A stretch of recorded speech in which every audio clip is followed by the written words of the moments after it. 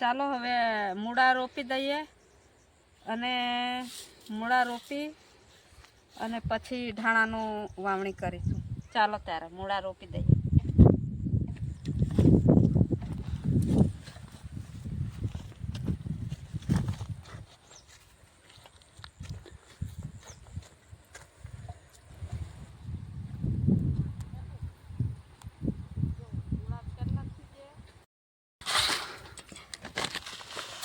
ધાણા છે,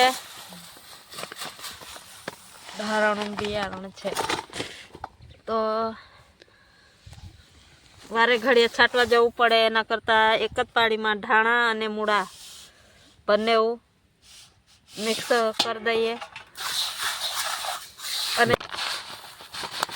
જોડે જોડે થઈ જાય. તો ચાલો, હા, પહેલાં ઉગી જશે અને મૂળા ચાલુ થતાં ધાણા થોડા લેટ ઉગે છે, એટલે ધાણોને ઉગતા લગભગ 2 અઠવાડિયા એટલું લાગે છે.